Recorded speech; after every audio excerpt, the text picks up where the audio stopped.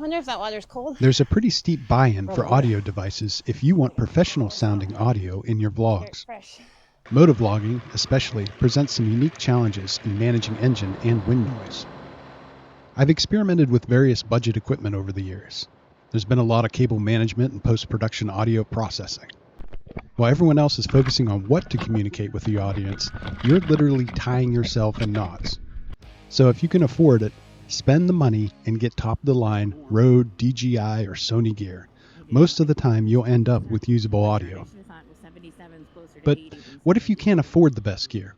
Or maybe you can't justify the buy-in without first having at least some measure of success? Well, I think I just ran across something that could help you out. I have a group cycling trip planned for next month. My current audio vlogging system is only built for 2. While looking for an economical means of incorporating a third speaker, I ran across this device being sold by the seller Zipside on Amazon. The Prime Day deal was $20. At a compact 64 gigabytes, it's small enough to be practical as a quote-unquote wearable wireless device. It's not really wireless, it's just cordless. In a few moments, I'll show you the modifications I made in the interest of convenience and usability. But let's unbox it first.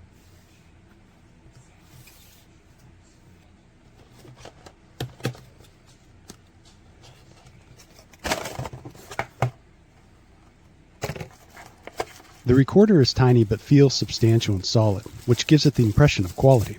It works right out of the box and has a very pretty, very legible LCD display. The recordings are easily accessible. After fiddling with the buttons for a while, as I would a Timex watch, I took to the manual to figure out how to navigate the menu system. The play button triples as the power button and enter key. The slider starts and stops recordings, and the menu button doubles as the back button. Track forward and backward keys navigate the selectable subsections. There's also a track marker button, delete key, and V for volume button, which opens the setting for input from the track up and down keys. In the box is a set of wired headphones, a USB-C to audio jack adapter, a male-to-male USB-C cord, a USB-A to USB-C cord, and the manual.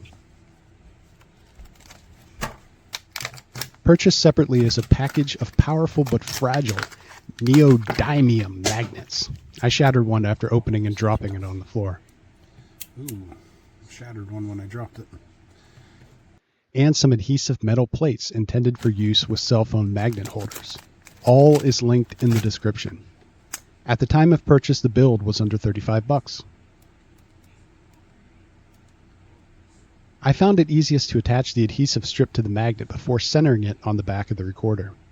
If you're careful while doing so, you can still read the button labels printed on the back.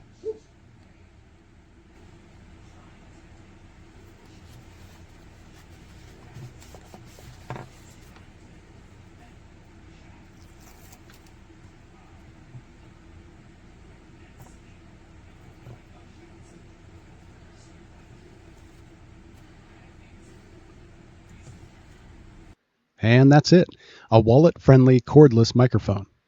The onboard speakers are crap, but good enough to verify recordings. 5, 4, 3, 2, 1. If you want a more prolonged listen, you can attach the audio jack adapter cord and use headphones. The recorder will also let you monitor your voice while recording, useful for making clean voiceovers and verifying settings in the field. Let's take a moment to review the settings while watching last night's cycle footage.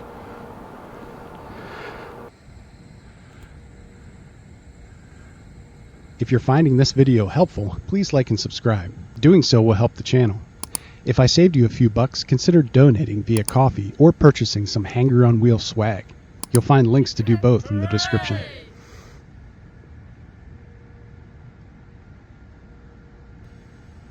There was an awesome full moon and a bunch of wildlife out and about. It was like being on safari in the city.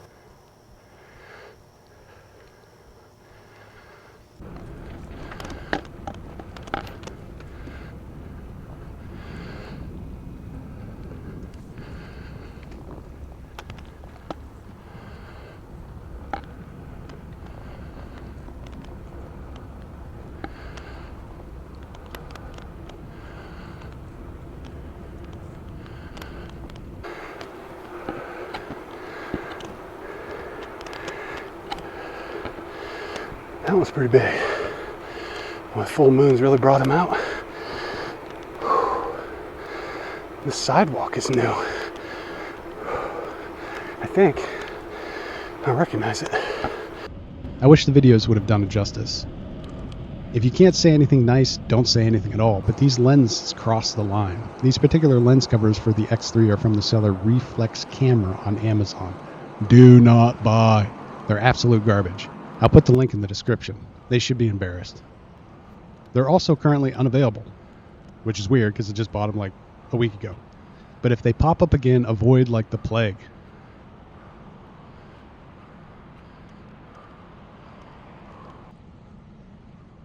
Last night's humidity didn't help much and the GoPro struggled with condensation, but I also made a setup error.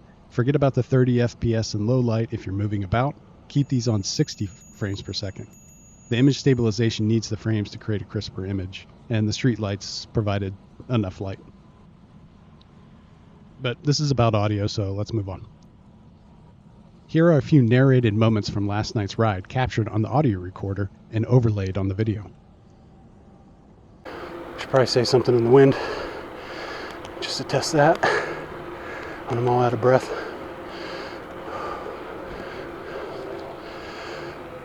Between the moon, the deer, and the new gearing, that was actually pretty fun. All right, here are the settings which made those recordings possible. I was pleasantly surprised by the audio quality, but years of working with this stuff also gave me a pretty good idea how to set it up from the get-go. Let me give you a hand with that. There was a fair amount of clipping on the audio recording, but that happens even with more expensive microphones, especially with sounds very close to the device, impacts, strikes, or jostling of the microphone itself. Make sure that the voice activation features are off, something this manufacturer refers to as the AVR setting. Creating an audio clip that eliminates the gaps between speech isn't very useful when linking audio to another device. Setting the correct time and date, however, is fairly useful when working with a day's worth of content. Still, not much travels at the speed of sound, so it's helpful to give yourself audio cues when starting your devices. I also turn the gain settings way down to 0. If a device has negative gain features, I usually set it as far down as possible. Doing so helps to eliminate background noise and keeps your own voice from clipping while the mic is smashed against your face. If you're being harassed or hounded in public, doing this is a game changer. No one wants to give their heckler center stage or relive instances of harassment as many times as is necessary to edit the video and, if possible, eliminate the sound. Unfortunately, the settings on this microphone started at 0. So while it might not be very useful for continuous droning sounds like that of machinery or a motor, it was pretty effective for lessening wind noise on a bicycle. The onboard denoising features are pretty standard for voice recorders. I don't like them and always set to off. I found that they create a tinny echo, suitable if you need a quick fix to get a message across in noisy environments, but it isn't very pleasing to the ear. Lastly, bump up the bit rate as high as possible. Quality recordings sound better and are easier to clean up if need be.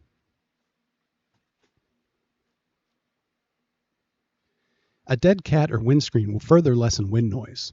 I just slipped the recorder under my shirt and placed the backing plate on the other side.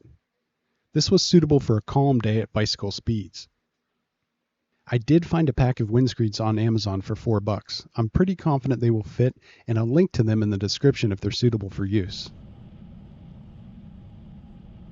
That'll do it for this video. I hope this helps someone struggling to be heard. You can easily pay 3 times this amount for a truly wireless microphone with similar features and quality. And you can easily pay twice as much for something half as good. If you already have a flagship audio system, this would provide a nice backup, a means for recording engine noise, environmental sounds, or just a handy little MP3 player. I forgot to mention that bit. Load it up and listen away. Happy vlogging. Johnny.